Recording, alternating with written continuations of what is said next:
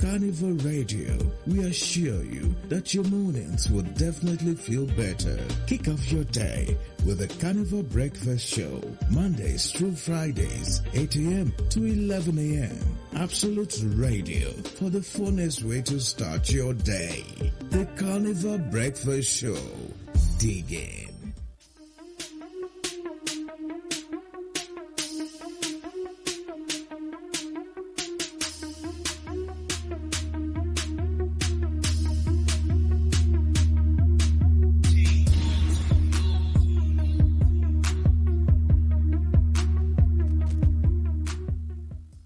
Good morning and welcome. This is the newspaper review coming to you from Carnival Radio. My name is Joseph Oyikola.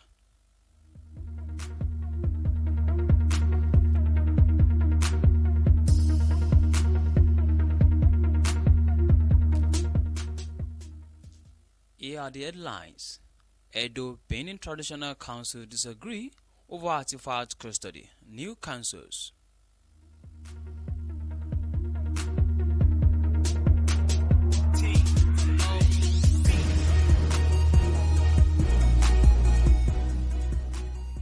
Lagos attracted over 50 billion investment in 1 year, says Commissioner.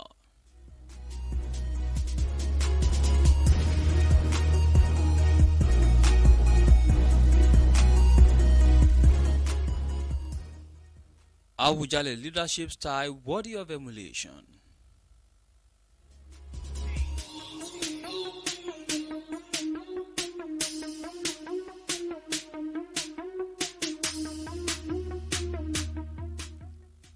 "17 months after, police rescue 2 abducted daughters of Zamfara lawmaker.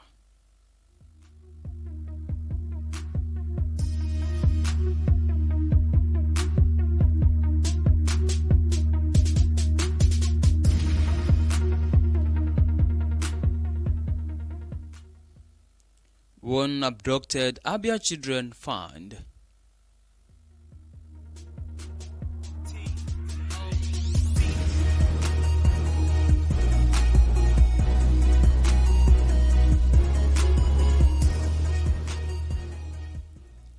Electoral Act Amendment Bill seeks prisoners' right to vote in Nigerians' elections.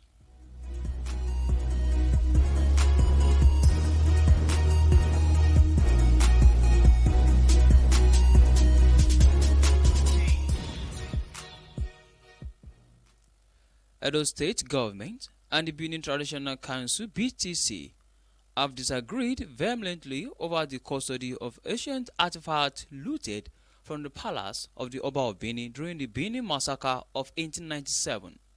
The conflict, laden with historical significance, reached unprecedented levels, sparking vibrant debate surrounding cultural preservation and sovereignty. The council issued a strongly worded statement via his solicitors, Professor Yemi Akinseye George San and Edoba Omorige San, exposing the complexities of the disputes between the entities on ownership of the looted artifacts. The council said the federal government's resolution favored the palace as the rightful owner of the take custody of the artifact. The state government proposal to establish new traditional councils in Edo South became contentious. A proposal vehemently opposed by the council, citing concerns about the potential fragmentation of the Benin Kingdom unity and the exclusive authority of the Oba of Benin in traditional matters. Upon the creation of the new traditional councils, the state governor publicly received some Enigi who had mooted the idea, including those suspended for sundry violations of traditional norms, following the petition of the BTC of impersonation against 2 Enigi. The police brought a criminal charge against one of them and were on the verge of arraigning the other when the state government intervened by nullifying the charge. The state government also wrote to the National Assembly to affirm that the creation of the new traditional councils in Edo South is a fact and comply. The 2 Enigi have since filed a joint suit in the State High Court to challenge the suspension. The council outlined specific conditions for genuine resolution. The council demanded the abolition of the newly established 7 traditional councils in Edo South by the state government and sought the complete restoration of their statutory financial entitlement to the pre-establishment level and the refund of withheld balances since the council creation. For more details, please visit the Nation newspaper. Edo Beni Traditional Council disagree over artifact custody and new councils.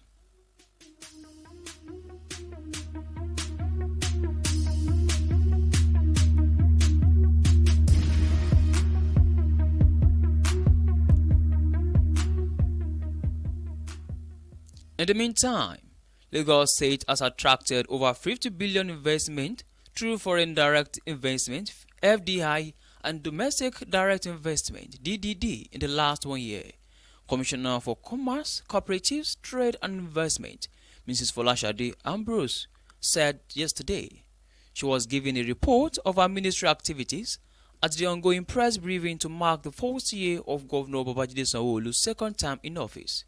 According to the commissioner, the new multi-billion naira investment, one of which is the Twinnings Overton Nigeria Limited, owned by the Associated British Foods, will expand the state's productivity base, generate employment and improve its economy.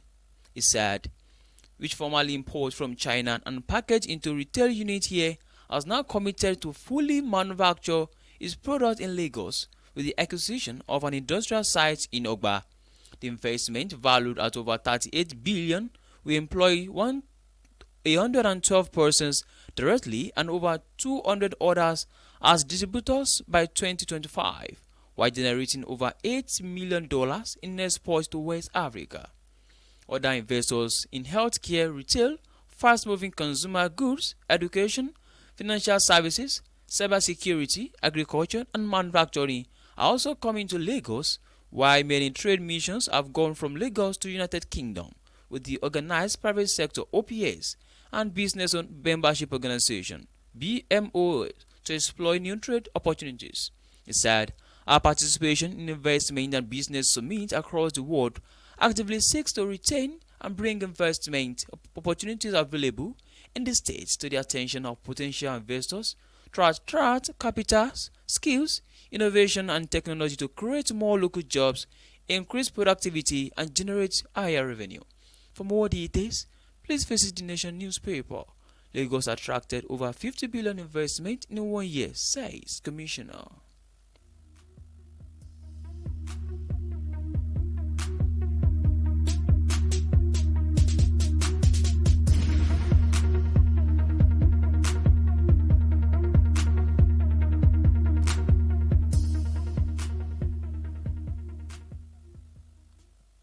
In another news, the Emir of Kano, Alhaji Aminu Ado Bayero, has said the leadership style of the Awujale of Ijebuland, Oba Sikiru Adesina, should be studied and emulated.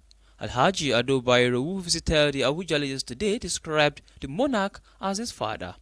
Ado Bayero, who arrived the GRA residence of the Awujale about 11:50 a.m., also described the visit as important, remarkable, and a huge blessing to him.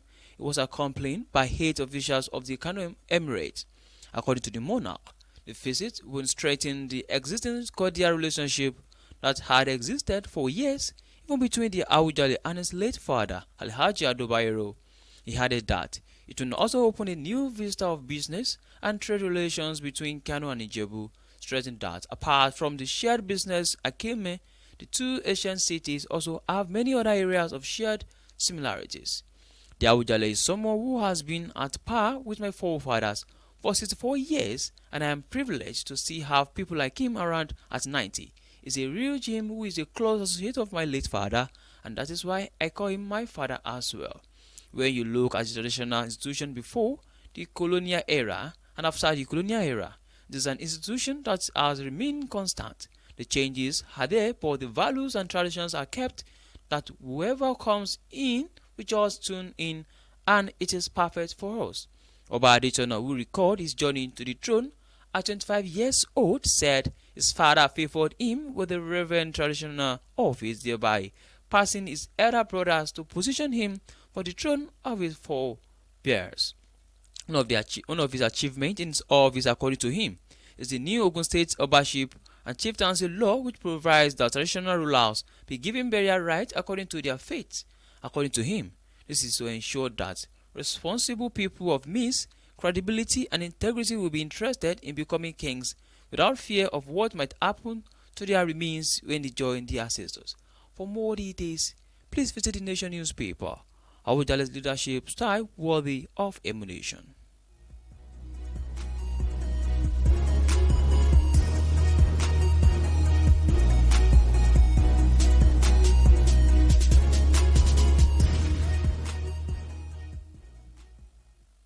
The Nigerian Police Force (NPF) has rescued two daughters of a member of the Zamfara State House of Assembly, Honorable Hamilu Ado, after 17 months in captivity, while handing over the children, Miriam 10 and Nana Azamu 8, to their father at the force headquarters in Abuja yesterday.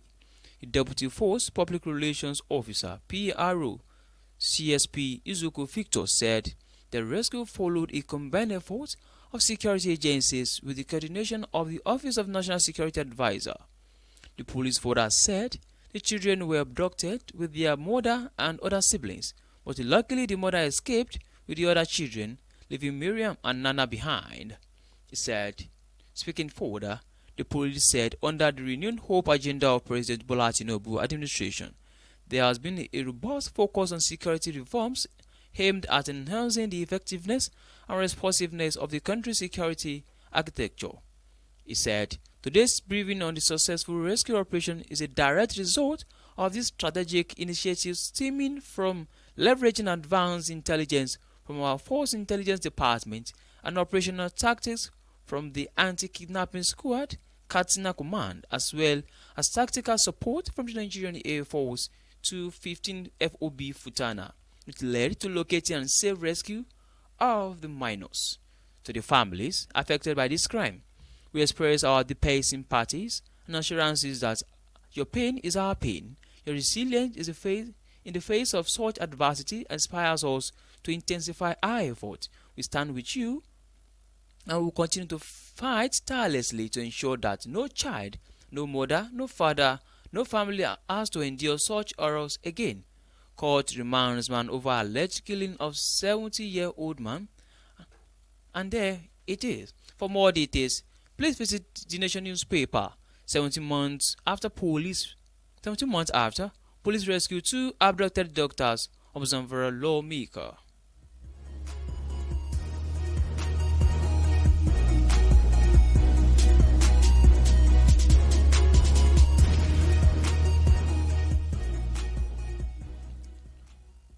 Meanwhile, one of the three abducted school children of the same parent from Amaoba Ime Oboro Iku local government area has been rescued and reunited with their family.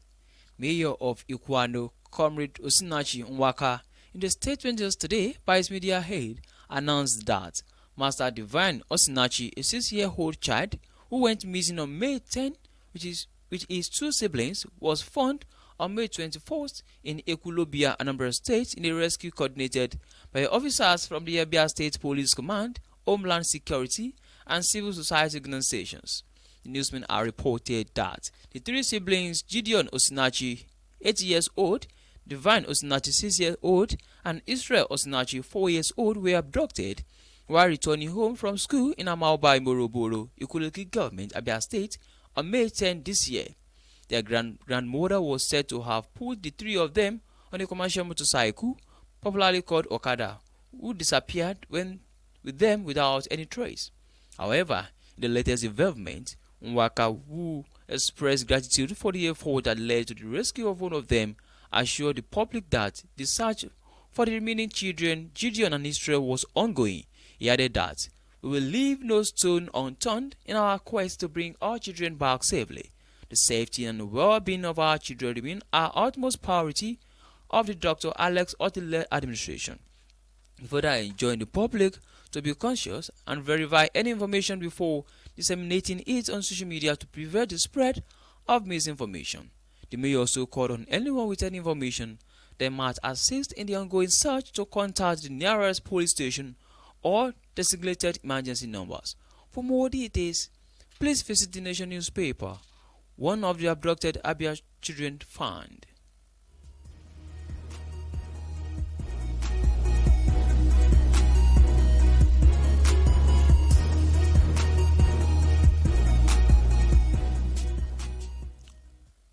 In another development, a bill submitted to the National Assembly is seeking the amendment or provision of the Electoral Act 2022 to give inmates in Nigeria prisons the right to vote in elections in the country.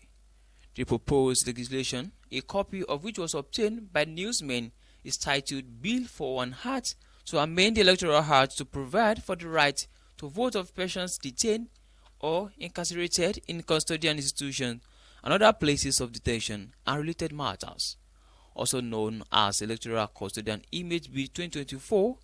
The bill is sponsored by a not-for-profit organization, the Carmelite Prisoners Interest Organization (CAPIO), and drafted by the Association of Legislative Drafting and Advocacy Practitioners, led by Dr. Tonye Clayton Jaja, to give voting rights to inmates of Nigerian prisons. The bill proposed amendment to relevant provisions of the current Electoral Act 2022, particularly Section 9, Section 12, Section 13, Section 40, and Section 152. Specifically, the bill suggested that Section 40 of the Electoral Act 2022 should be amended by inserting after the existing subsection 2 thereof a new subsection 3 as follows. 3. The Commission (INEC) shall establish polling units in or proximate to a custodian center and detention facility in consultation with the head of such institution or facilities. This news was sourced from the Daily Post newspaper. Electoral Act Amendment Bill seeks prisoners' right to vote in Nigerian elections.